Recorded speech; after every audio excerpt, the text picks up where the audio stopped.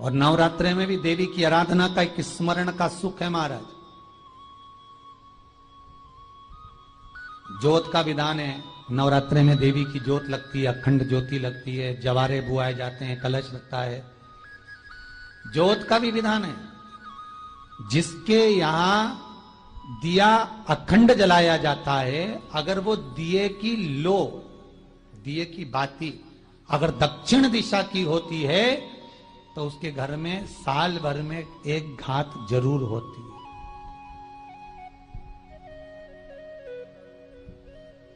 जो दिया अखंड जलता है उसकी बाती का मुख दक्षिण का नहीं होना चाहिए। अगर आपने देवी भागवत का स्मरण करा हो, देवी भागवत को अगर सुना हो, तो देवी भागवत में स्पष्ट किया गया कि पूर्व की ओर मुख करा हुआ दिया, अर्थात पूर्व की ओर ज्योत जो जलाई जाती है वो संपदा की वृद्धि करती है। पश्चिम की ओर मुख कर कर जो ज्योत लगाई जाती है महाराज, वो वैभव को देती है। और उत्तर की ओर जो मुख कर कर ज्योत जलाई जाती है, उत्तर की ओर जो ज्योत का मुख रहता है वो आयु की वृद्धि करती है, घर में अकाल मौत को रोकती है।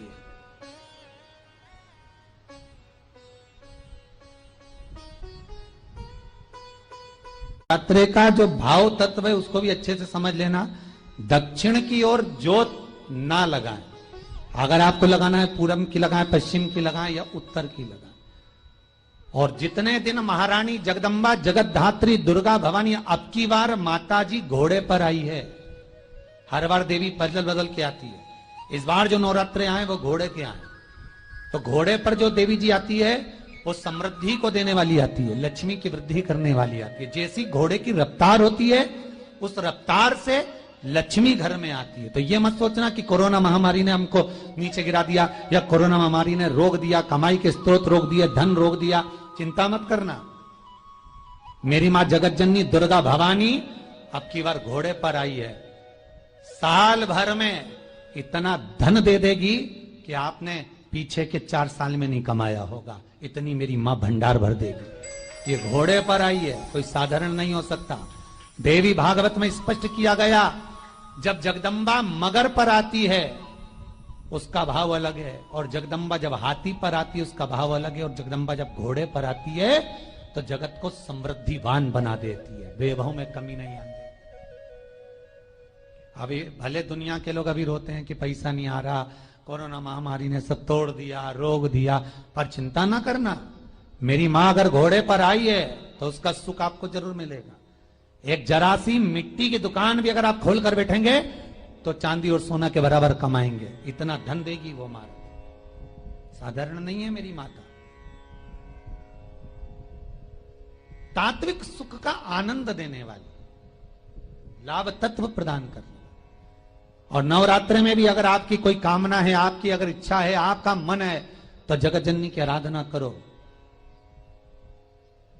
पति और पत्नी में अगर क्लेश है तो जगदम्बा के मंदिर में मक्खन चढ़ाओ, प्रेम बढ़ जाएगा। आपको लगता है कि पति कोई अन्य स्त्री से लगा हुआ है या परिवार टूट रहा है, तलाक तक पहुंच गया है, तो माता के मंदिर में आप ध्वजा लगवाइए, उस ध्वजा पर मक्खन लगाकर लगवाइए, आपको लाभ मिलेगा।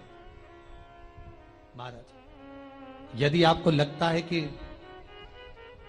बच्चे बहुत ज्यादा अपशब्द बोल रहे हैं, मुंह चला रहे हैं और प्रेम नहीं रख रहे, तो माता के मंदिर में लाल पुष्प, लाल चंदन और लाल चूड़ी मां को समर्पित करिए, प्रेम बढ़ेगा।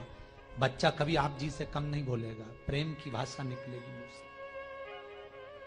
मां जगत जननी की आराधना, जगदम्बा की उपासना। नवरात्रे में 9 दिन में से कोई एक दिन ऐसा ले लो जिस दिन कन्याओं का भोजन कराओ, साथ में उनको लाल चुनरी ओढ़ाओ या कोई लाल वस्त्र, लाल पूजन की सामग्री उनको दो, सुख मिलेगा, आनंद आएगा।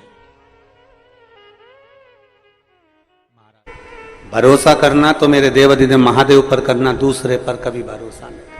इंसान का करा गया भरोसा टूट जाएगा, पर परमात्मा का करा गया हुआ भरोसा कभी जिंदगी में नहीं टूटता, वो भरोसा अजर और अमर रहता है।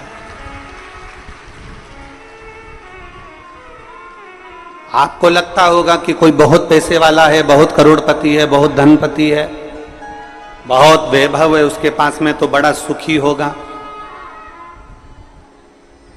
शिव महापुराण की कथा में माता पार्वती जी ने भगवान शंकर से कहा, भोले बाबा आपका और हमारा विवाह हुआ है। एक लड़की जब किसी लड़के से विवाह करती है, शादी करती है, तो उसके मन में बहुत सारी तमन्नाएं होती है, बहुत सारी आस लगी होती है, बहुत आस रहती है उसकी। एक लड़की जब किसी लड़के से विवाह करती है तो उसके मन में यह आस होती है कि बड़ा घर मिलेगा, परिवार मिलेगा, पति अच्छा मिलेगा, सास ससुर अच्छे मिलेंगे, रिश्तेदार नातेदार अच्छे मिलेंगे, मैं जिस घर में ब्याह कर जाऊंगी मां भोजन की कोई कमी नहीं होगी, मेरे रहने के लिए अच्छा कमरा, अच्छा भवन, सब कुछ मिलेगा, बड़ा बंगला, बड़ा महल मिलेगा। पर भोले बाबा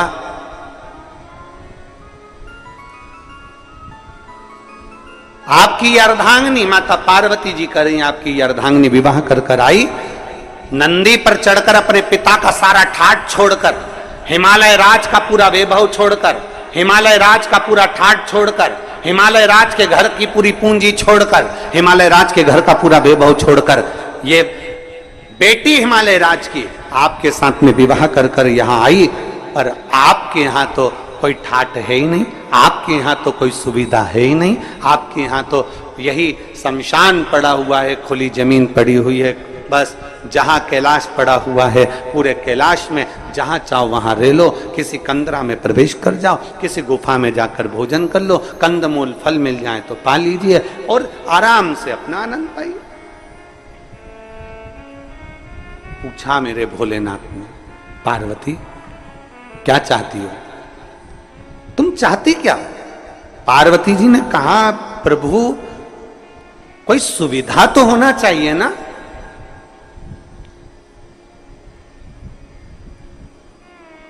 तुम सारे तीर्थ में जाओ, वहां पर बहुत सुविधा देखना, सारे तीर्थों में बहुत सुविधा देखना, एसी का रूम मिल जाए, अच्छा पलंग मिल जाए, अच्छी गादी मिल जाए, अच्छा कमरा मिल जाए, अच्छी व्यवस्था मिल जाए, अच्छा भोजन मिल जाए, अच्छे से अच्छा सामान मिल जाए, हम जब मंदिर में दर्शन करने जाएं तो हमारा वीआईपी दर्शन हो जाए, हम जब पहुंचें तो मंदिरों में हमारा ये आनंदमय कोई आए और हमारा हाथ पकड़कर हमको दर्शन कराए।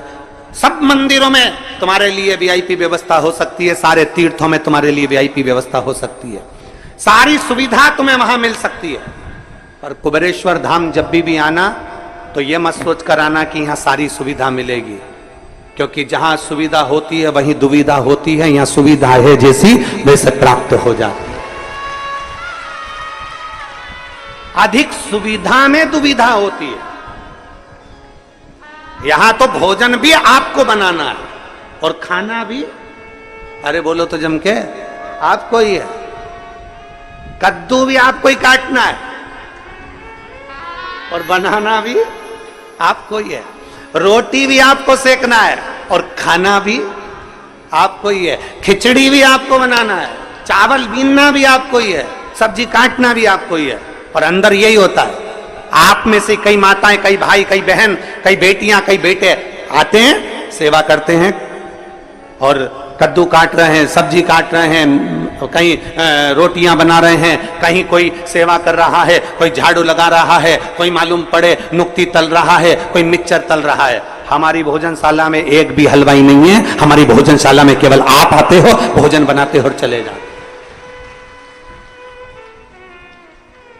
जितने हो आप आते हो, भोजन बनाते हो, चले जाते। आप में से कोई बाहर से आता है, वो कह देता है कि हम भोजन बनाना जानते हैं, उनको बिठा देते हैं कि तुम नुक्ती तल लो। आप में से कोई आके कहता है हाँ हम तलना जानते, तो उसको मिक्सचर बनाने बिठा देते।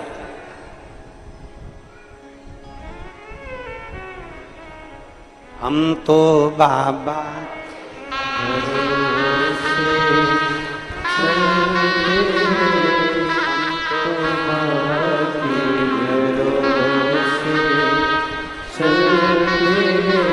अगर सुविधा चाहिए तो यहां सुविधा नहीं, क्योंकि सुविधा जिसके पास में बहुत होती है, बहुत वीआईपी कल्चर में जो रहता है, बाद में वही दुविधा में रहता है। क्योंकि मालूम पड़े दरवाजे पर 4 लोग आए और निकल कर तुम दूध तक लेने ना जाओ, किसी को पानी पिलाने ना जाओ, तो घुटने में धीरे धीरे जंग लग जाती है, कमर में जंग लग जाती है, चलते नहीं बनता, फिरते नहीं बनता, काम नहीं बनता। आप में से ये जितने जजमान परिवार बैठे हैं, इसमें एक मुंबई का पंचाल परिवार भी बैठा हुआ है।